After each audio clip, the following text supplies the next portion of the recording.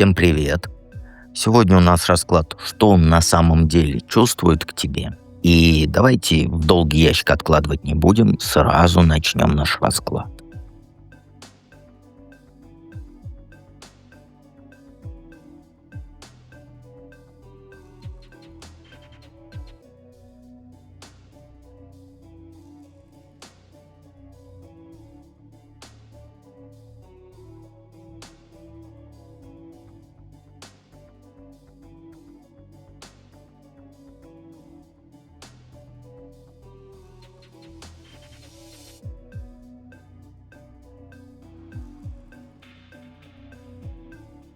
Единички. Первые две карты — это сигнификация, остальные парно читаем, но это понятно. И первый вопрос, что сейчас между вами? Ну, по картам, знаешь, очень странная атмосфера. Ностальгия и взаимные услуги. Он постоянно вспоминает ваше прошлое, какие вы раньше хорошие были, как все было классно в самом начале. Ты для него знаешь, как детская мечта, которая когда-то реальностью была. Он часами может рассказывать там общим знакомым, своим друзьям, какая ты замечательна, фотки старые показывает, вспоминает там какие-то совместные моменты. А сейчас у вас отношения строятся на том, что вы друг другу помогаете. Но, знаешь, вот он что-то делает для тебя, а ты для него. Тут нет страсти или романтики, это вот взаимная поддержка. И выгода, конечно же. Вроде как будто удобно обоим. Он чувствует себя нужным, ты получаешь помощь, но при этом нет вот этой искры, которая раньше была. И между вами постоянно вопрос, а что мы вообще делаем? Ну, вы не просто друзья, но и не пара вот в полном смысле этого слова. Он боится лишний шаг сделать, чтобы не разрушить вот это хорошее, что есть. Ты тоже не торопишься что-то менять, потому что тебе так спокойнее, так безопаснее. Вы друг другу как уже, как сказать, вот как друзья. Комфортная зона. Никто нигде не рискует, но и никто и не особо-то счастлив. И вы оба знаете, что это, не то, чего хотели. Ну и, конечно же, боитесь в этом признаться, даже сами себе. Что он на самом деле чувствует к тебе, тут понятно. Он тебя искренне любит, но эта любовь для него как вот источник постоянной тревоги. У него в голове крутится один и тот же кошмар. Он тебя потеряет. Не просто расстанетесь, а именно вот потеряет навсегда. То есть ты исчезнешь из его жизни полностью. И вот этот страх настолько сильный, что он готов на все, лишь бы этого не случилось. Он готов принимать условия любые, соглашаться на любой формат отношений, лишь бы ты рядом была. И для него, знаешь, лучше иметь тебя наполовину, чем не иметь совсем. Поэтому он не давит, не требует какой-то там определенности, не ставит ультиматумы какие-нибудь. Он просто боится, что любое его активное действие, оно тебя спугнет. У него буря чувств внутри. Он тебя любит, очень сильно любит, что это его даже пугает. Ему кажется, что такая любовь, она неестественная, что он слишком много на тебя тратит эмоционально. Но он не может остановиться. Ты для него не просто женщина, а смысл жизни. Именно поэтому он так боится тебя потерять. И его любовь к тебе, она, знаешь, его слабостью стала. И он это прекрасно понимает. Раньше был мужик, а теперь, как сказать, добренький человечек. Он, как сказать, немножко подкаблучником стал. Давай объективно, да? Ты хотела же правду, вот. Какой совет? Хватит играть в игры. С вот этими границами размытыми, недосказанностью. Ты пользуешься его страхом потерять тебя, и это очень нечестно. И не говори, что это не так. Потому что тебе сейчас удобно иметь рядом человека, который готов на все ради тебя. И при этом ничего взамен не требует. Но ты его превращаешь в эмоционального раба, а себя превращаешь в тирана. И у тебя уже, знаешь, такой командирский голос. И чего ты опять лежишь? Иди мусор выкинь. Вот примерно так. И вот эта твоя пассивность и нежелание определиться с отношениями, она его изнутри разрушает. Он не может жить спокойно с тобой и отпустить тебя не может. А ты держишь его вот в этом подвешенном состоянии, это очень жестоко. Либо ты хочешь с ним быть по-настоящему, либо отпускаешь его окончательно. Перестань думать только о своем комфорте. Да, сейчас тебе вот удобно, все, там поддержка есть, внимание есть, помощь есть, но обязательств нету. Но посмотри, во что ты превратила живого человека. Он стал тенью самого себя.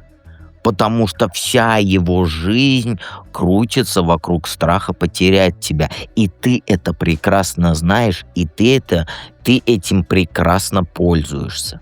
Понимаешь? Ну, я все тут сказал. Он тебя любит, боится потерять. Давайте перейдем ко второму варианту.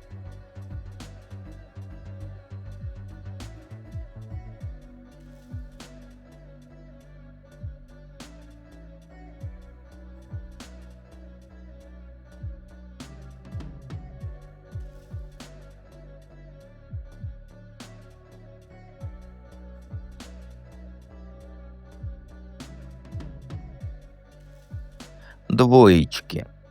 Первые две карты сигнификация, что сейчас между вами.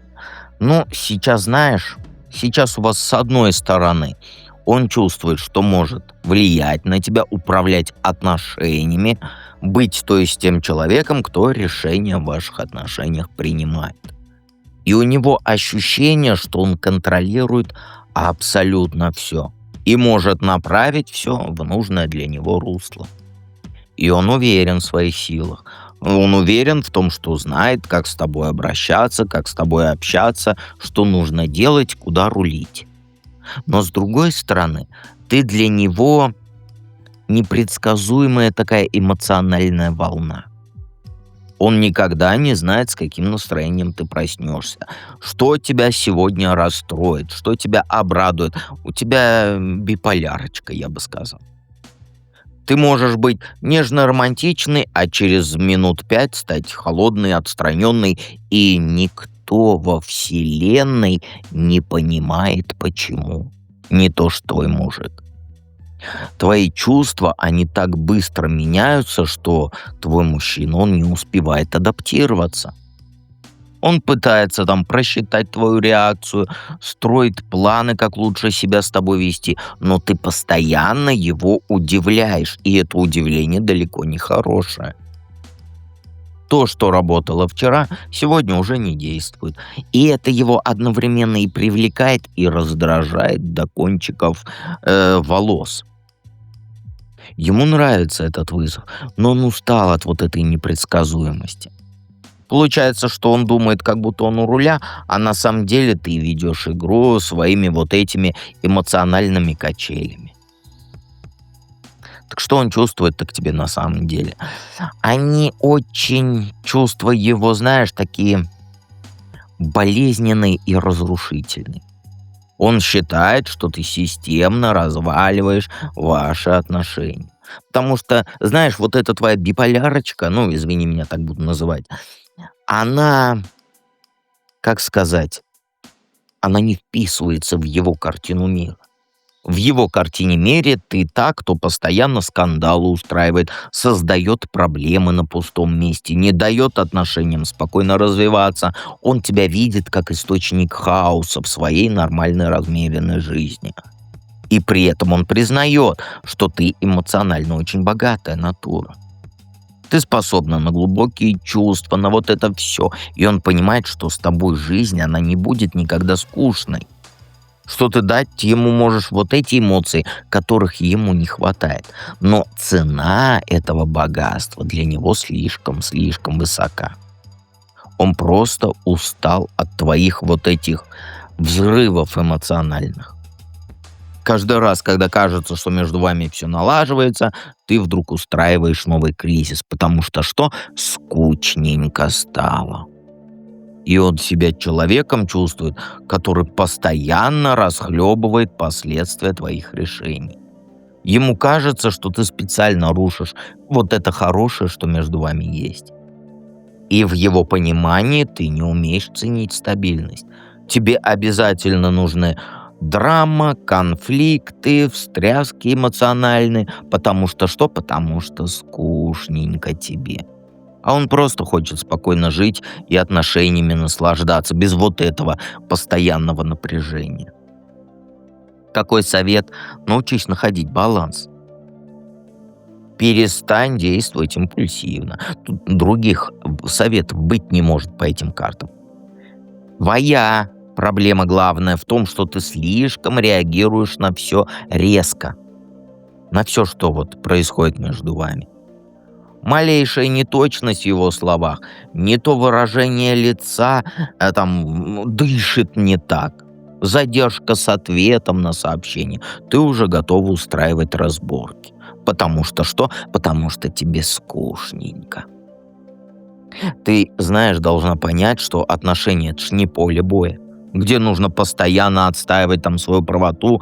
Это совместная работа, где важно уметь идти на компромиссы и думать не только о своих потребностях, но и о его. Сейчас ты ведешь себя как подросток. Да, я не буду тебя гладить по головке, потому что это ненормально. Ты подросток в переходном возрасте, который все воспринимает слишком остро и вот личностно. Начни анализировать свои реакции, прежде чем действовать. Когда чувствуешь, что начинаешь закипать, остановись и подумай, а действительно ли вот эта ситуация стоит того, чтобы из-за нее ругаться. Чаще всего окажется, что нет. Но ты будешь. Потому что что? Потому что тебе скучненько. Знаешь, у тебя сейчас в голове он никуда не денется. У тебя вообще нет такого в голове понятия, что он может тебя бросить, изменить и так далее. Но он может. Он может. И потом лучше его ты не найдешь. Научись выражать свои потребности, свои недовольства спокойно. Без обвинений, без истерик. А скажи, ну как это так? Это не я такая, мне не резонирует, дед. А это твоя теневая сторона. А кто примет ее? Никто. Объективно посмотри на свое поведение в отношениях.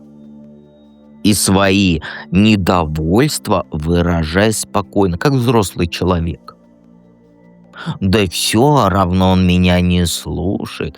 Это слова маленького ребенка. И знаешь, дай ему возможность исправиться, если он реально накосячил. Вместо того, чтобы сразу записывать его в злодей, то, что он твою жизнь сломал и так далее. Просто если продолжишь в том же духе, он просто устанет и уйдет. Что и говорят карты. Он уйдет. Вот 100%, если ты не изменишь свою тактику, он уйдет. Найдет хорошую, с которой будет на равноправных и будет счастлив. Понимаешь? Все ты понимаешь. А если не принимаешь, ну а кто принимает свою тень?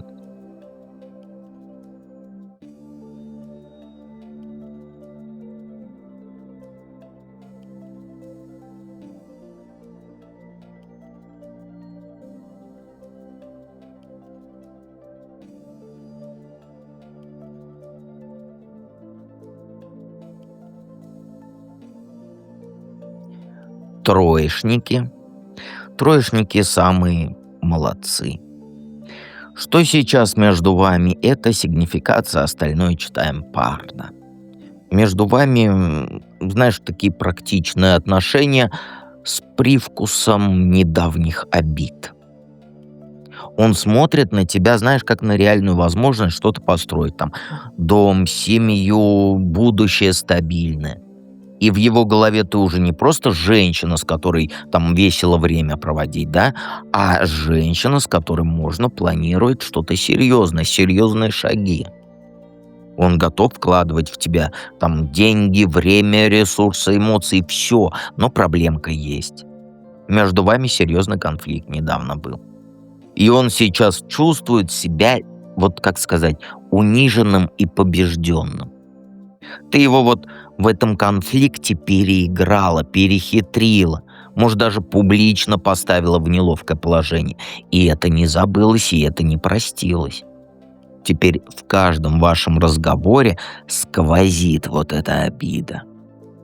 Он пытается себя нормально вести, там планы строить, но внутри болит от вот этого поражения. Ты не считаешь, что он мужчина, ты считаешь, вот он человек, равноправный мне, но он все-таки мужчина. И ты для него сейчас одновременно и женщина желанная, и противник, которого он опасается.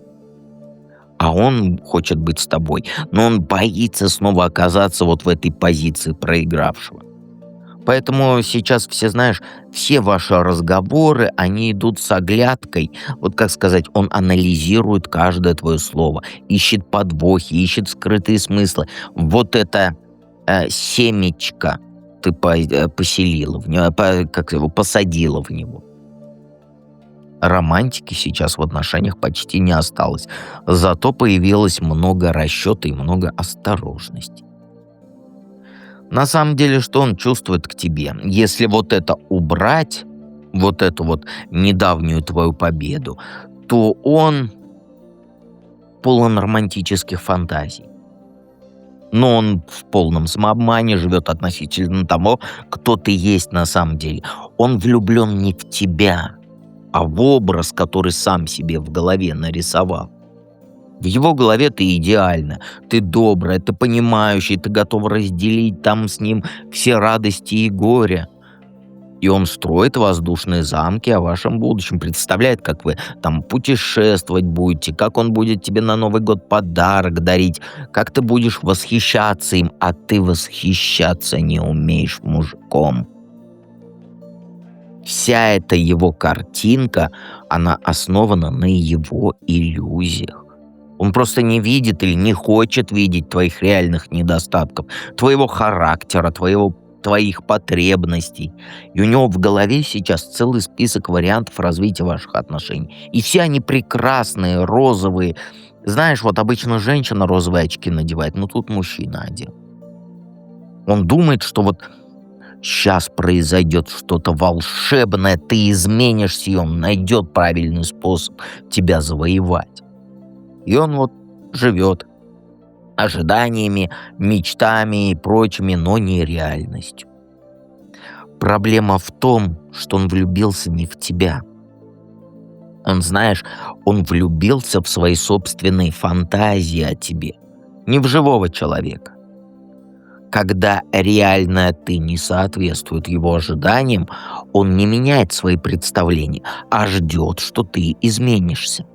И это очень опасная ловушка, из-за которой рано или поздно, придется, как сказать, выбираться, причем очень болезненно. Какой совет?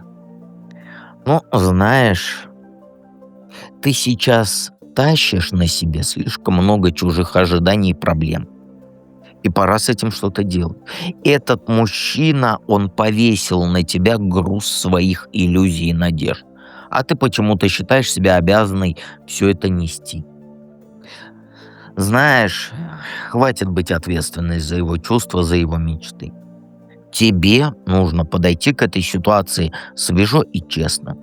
Перестань подыгрывать его фантазиям и покажи себя настоящую. Я знаю, что это разочарует его, но лучше же болезненная правда, чем красивая ложь, как ты считаешь? Ты не обязана соответствовать его представлениям об идеальной женщине. Начни действовать как энергичная, самостоятельная женщина, которая знает себе цену. Не подстраивайся под его ожидания, не извиняйся за то, что ты не такая, как он хочет. Говори прямо то, что тебе нужно. Говори прямо о том, что тебе не нравится, что тебе нравится.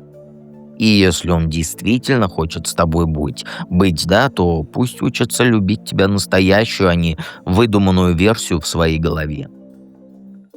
А если не сможет, то там уж сама решай, я таких советов не даю.